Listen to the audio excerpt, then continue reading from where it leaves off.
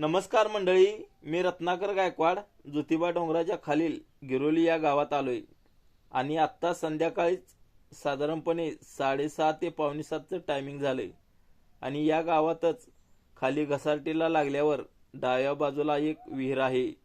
त्या विहिरीकडे माझं अचानक लक्ष गेलं. त्या विहिरीच्या काठावर गवत वगैरे वाढलेलं दिसलं. तसंच त्या विहिरीच्या काठावर असलेल्या उंबराच्या झाडाची एक फांदी विहिरीवर डोकावल्याचेही दिसून आलं. आणि काय आश्चर्य म्हणून सांगू तुम्हाला, या उंबराच्या फांदीवरती सुगरणीच्या पक्ष्यांनी अनेक घरटी बांधल्याचं दिसून आलं. या सगळ्या घरट्यांमध्ये एक विशेष घरटं मला दिसून आलं.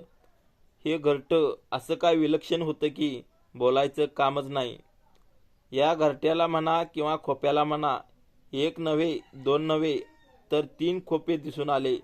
आश्चर्य म्हणजे आजपर्यंत मला 2 खोपे असल्याचं ऐकलं होतं, पाहिलं होतं, पण या ठिकाणी मला 3 खोपे एकाच घरट्याला बांधल्याचं दिसून आलं. खरोखरच या पक्ष्यांना सुद्धा मानायला पाहिजे.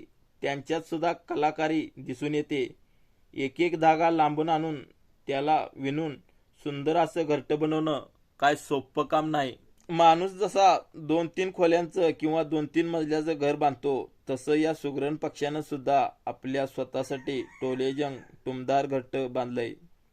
साधं घर ते सुंदर आकर्षक घर बांधण्याचं जसं माणसाचं स्वप्न असतं, तसंच या पक्ष्यांना सुद्धा नक्की वाटत असणार की आपलं सुद्धा 2-3 मजलं घर असावं. माणूस जसा आपल्या घराला 2-3 दरवाजे ठेवतो, तसं या सुगरणीने सुद्धा आपल्या घरट्यात प्रवेश करण्यासाठी खाली आणि वर असे 2 प्रवेशद्वार ठेवलेले आहेत. इतर घरट्यापेक्षा वेगळं असणारं हे घरटं रस्त्यावरून येणाऱ्या जाणाऱ्यांचं लक्ष वेधून घेत होतं. हे घरटं असं बांधावं यासाठी त्यांनी काय प्लॅन किंवा नियोजन बरं केलं असेल.